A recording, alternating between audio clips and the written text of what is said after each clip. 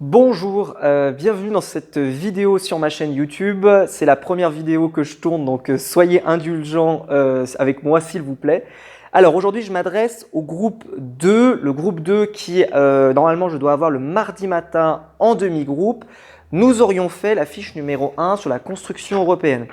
Cette fiche est disponible sur École Directe si vous ne l'avez pas récupérée lors du cours lundi où j'ai distribué les fiches, lundi dernier, où j'ai distribué la fiche 1 et également la fiche numéro 2.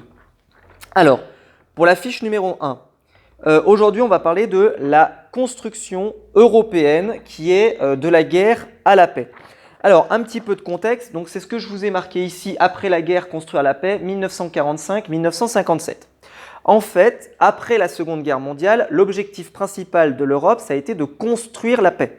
C'était même pas un objectif économique, c'est venu après.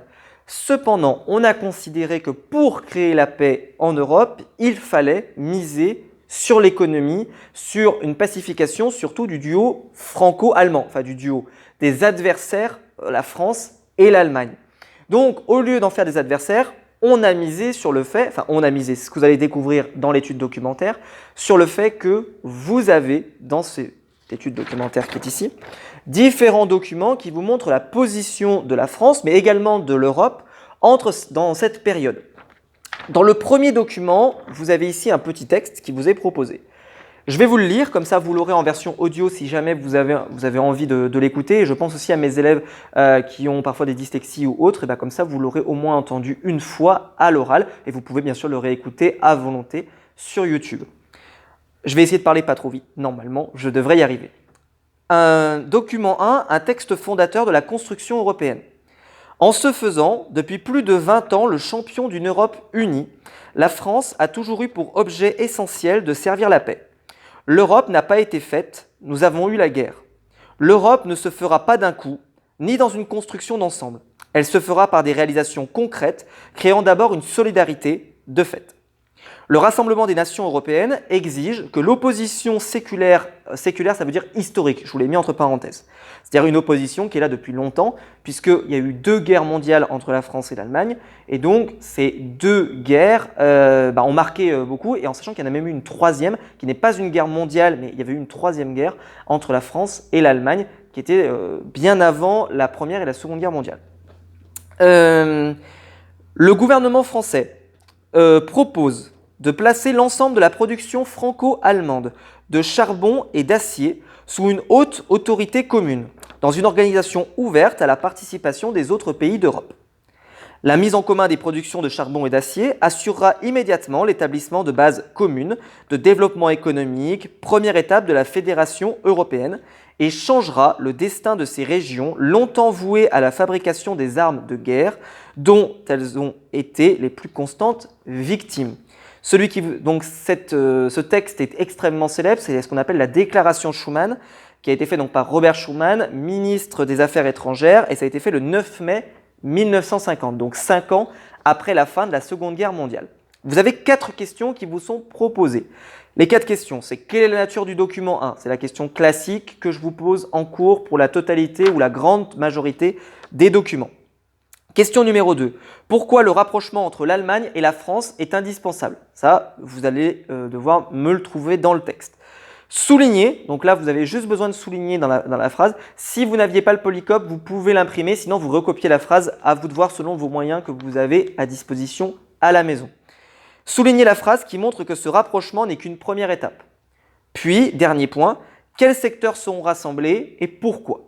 Ces 4 questions, vous devrez donc y répondre pour vendredi, d'accord ? Ces 4 questions, vous devez y répondre pour vendredi. Mais ce n'est pas tout. Il faudra faire toute la phrase, il faudra faire toute la fiche de toute façon. Ensuite, je vais vous le montrer derrière parce que je l'ai en version, hop, voilà. Ici, donc sur le PowerPoint, je vous montre les documents 2 et document 3. Le document 2, c'est une carte. Donc en plus, ce qui est bien, c'est que vous l'aurez en version couleur si vous allez la regarder sur École Directe. Sinon, ici, vous l'avez en version couleur, ça vous aidera un petit peu. En fait, je vous demande de retrouver le nom des pays qui forment la CECA, la communauté charbon-acier. Nous y reviendrons.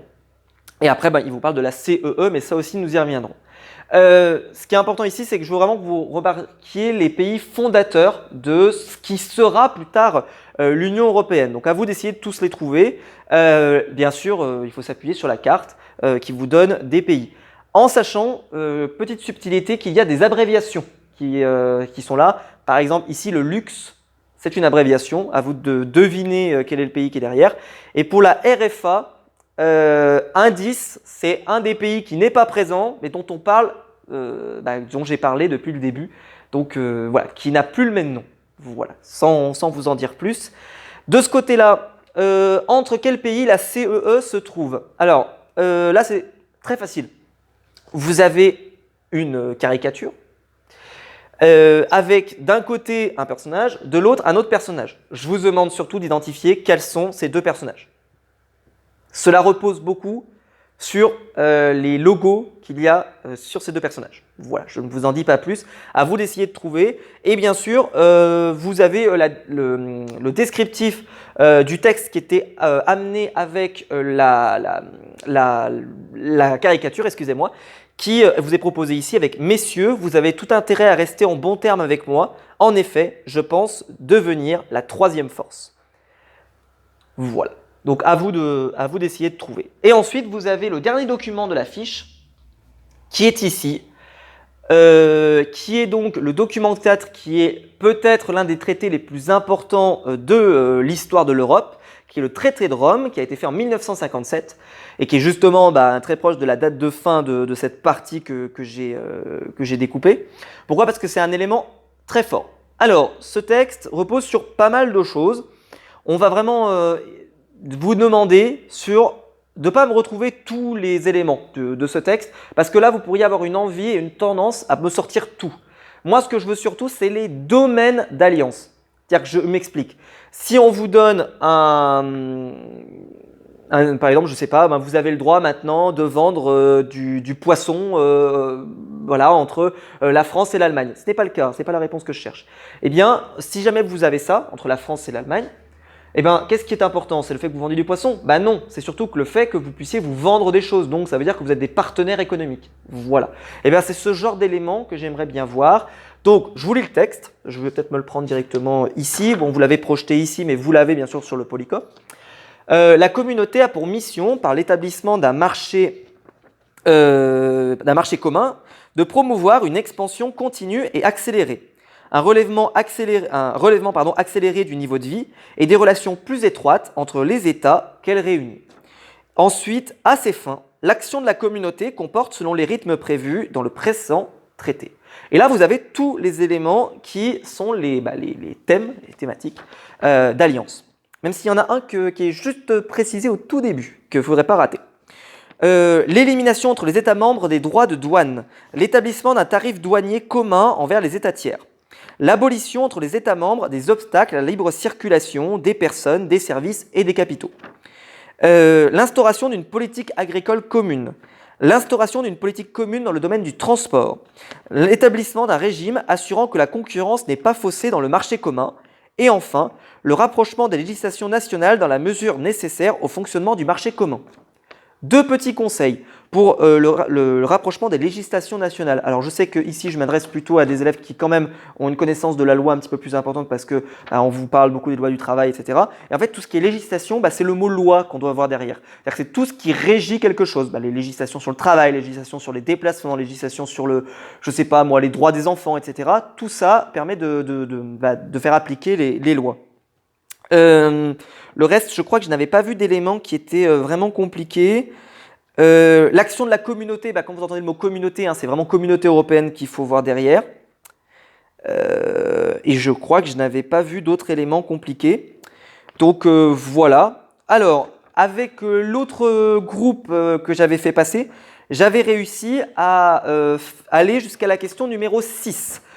Qui était entre quel pays la CEE se trouve. Par contre, je n'avais pas pu corriger la question 7 et donc on la corrigera, on terminera en classe de la corriger. Par contre, dans cette vidéo, moi, ce que je veux, c'est que vous ayez fini jusqu'à la question 7, ça ne change rien. Mais par contre, en fin de semaine, vendredi, je vous proposerai la vidéo correction de tout ceci qui vous apportera les corrections et j'essaierai de vous expliquer pourquoi. Et je m'arrêterai à la question numéro 6 pour qu'on termine la question 7 ensemble. En cours. Voilà. J'espère que j'ai été clair. Donc, vous faites bien toute cette fiche. Elle est disponible sur École Directe au moment où je sortirai la vidéo. Je l'ai envoyée à tous mes élèves. Donc, bon courage pendant ce confinement. J'espère que tout va bien chez vous.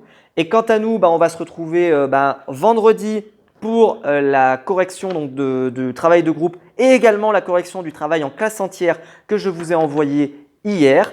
Quant à nous, on se retrouve donc vendredi pour la suite et la semaine prochaine pour les retours en classe entière.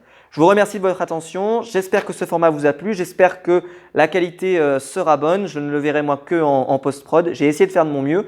Donc j'espère que vous avez suffisamment vu. Mais voilà, n'hésitez pas à vous fournir de ça. Si vous avez des questions, je suis bien sûr là pour y répondre, soit en commentaire sous la vidéo, soit par École Directe, comme d'habitude. Voilà. Merci, on se retrouve la semaine prochaine en classe entière où je ferai donc la correction de la fiche 1, la correction de la fiche 2 et je vous distribuerai le cours qui nous permettra ensuite de préparer le contrôle sereinement. Merci beaucoup, à très bientôt.